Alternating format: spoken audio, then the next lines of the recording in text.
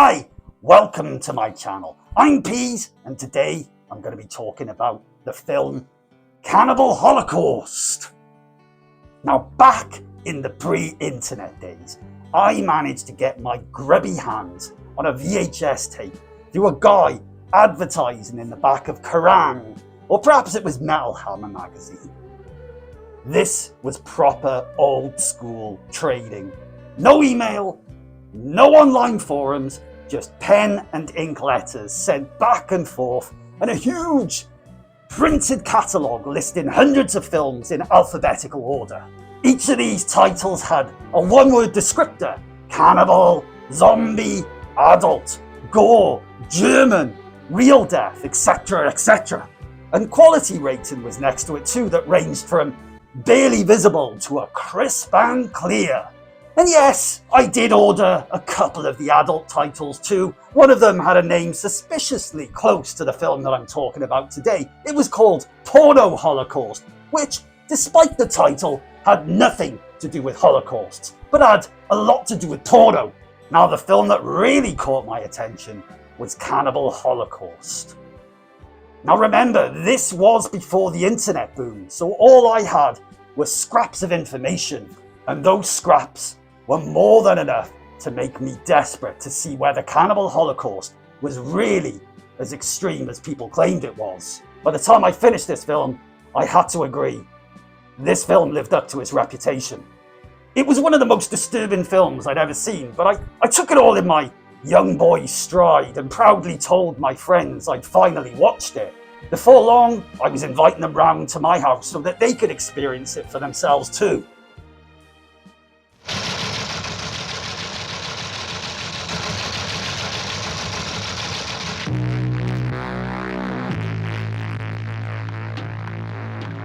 The law of the jungle. Eat or be eaten.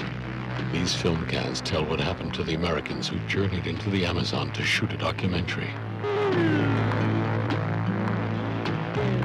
Cannibal Holocaust is a 1980 Italian horror film that follows anthropologist Harold Monroe as he travels deep into the Amazon rainforest to uncover the fate of a missing documentary crew.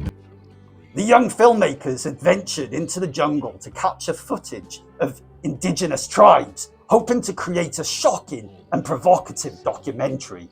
Monroe eventually recovers their lost film reels and brings them back to New York, where the footage reveals a disturbing truth.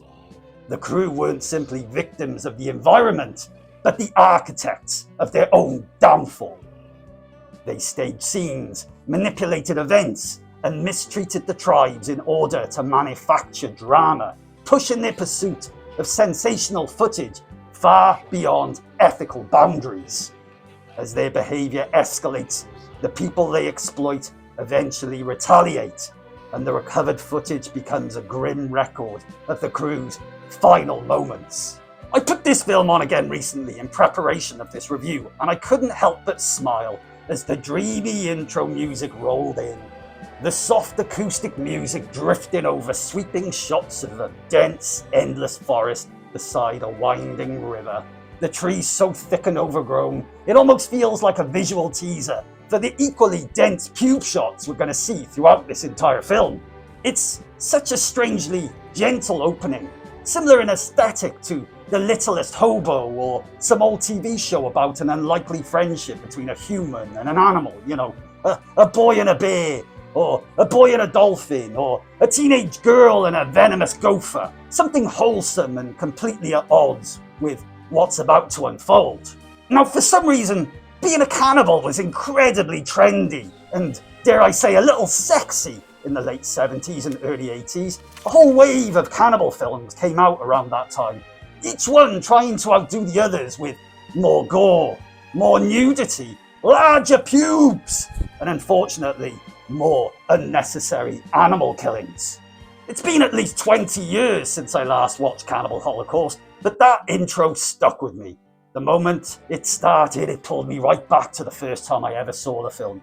Something that I've noticed as I've gotten older is that certain horror films that I watched when I was younger hit much harder now. I put that down to emotional maturity, and a stronger sense of empathy, something most people develop as they gain life experiences. You start to understand on a deeper level the real-world impact that harrowing or horrific acts would have on you or on other human beings. What once felt like shocking imagery now lands with a weight that comes from being able to imagine the genuine, emotional, and physical consequences behind it. This film, to put it bluntly, was a tough watch.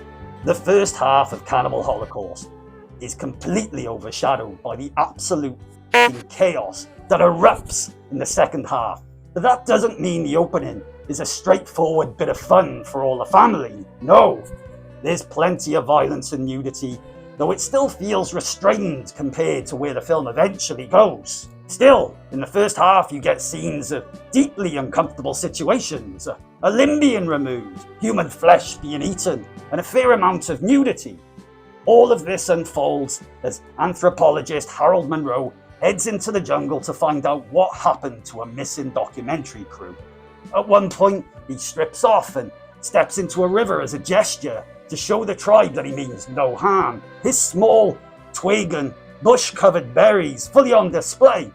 Suddenly, he's surrounded by female tribe members.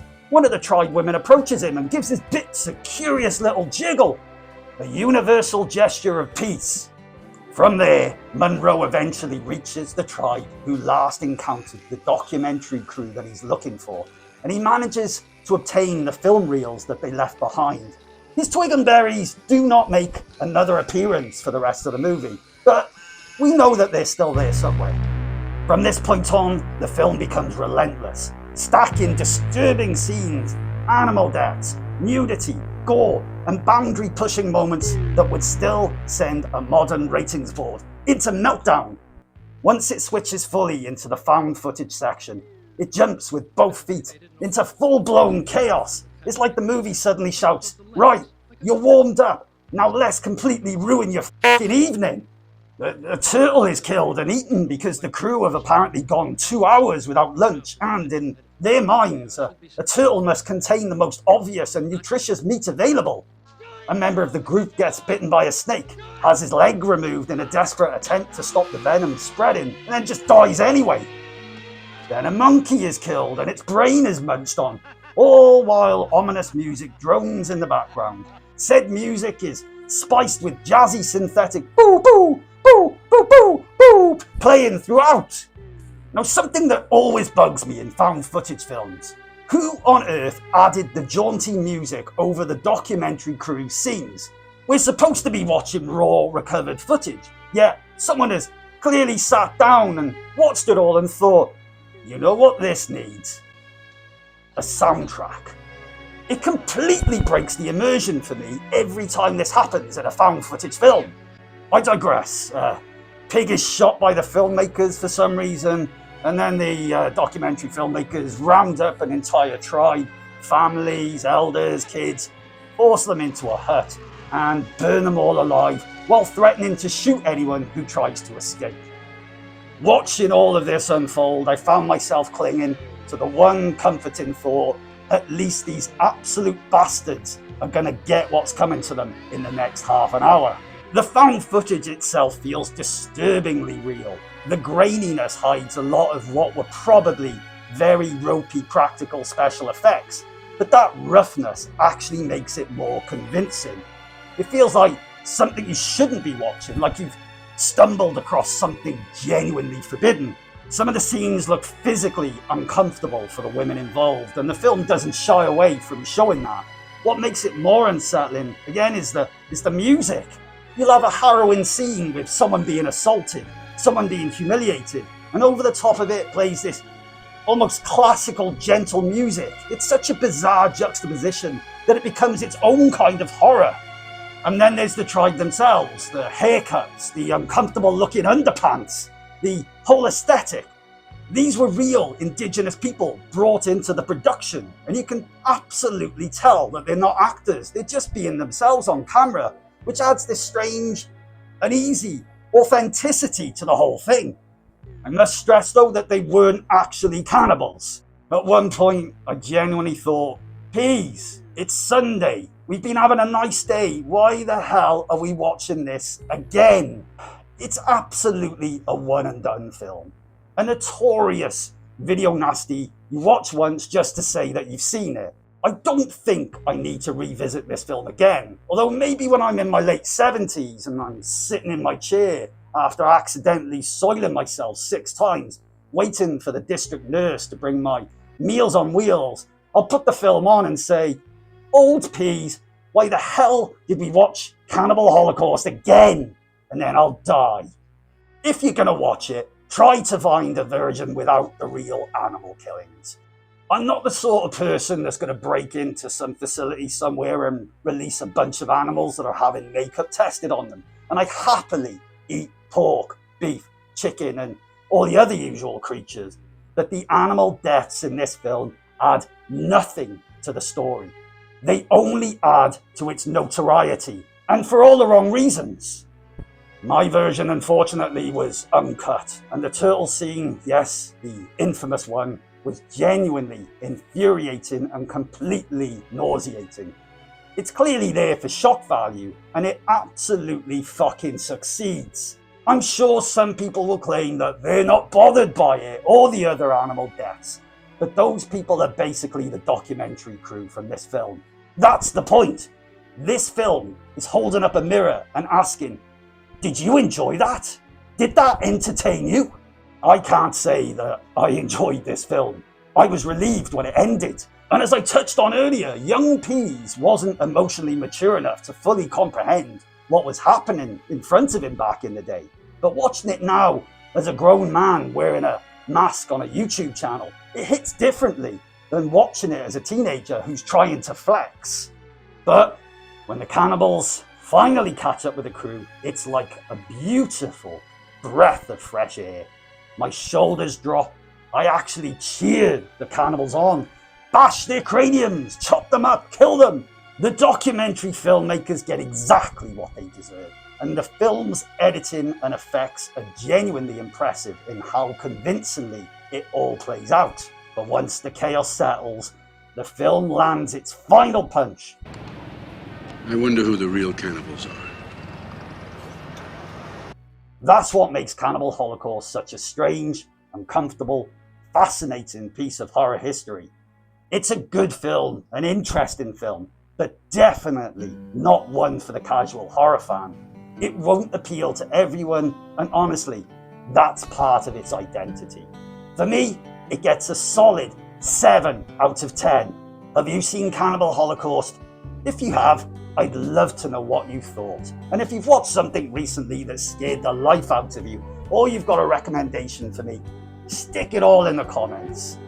Thanks for watching, you absolute beauty. You look delicious, by the way. Peace be with you. Always.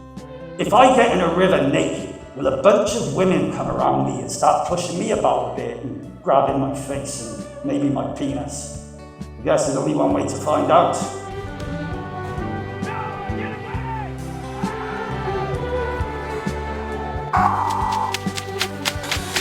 He's the clown.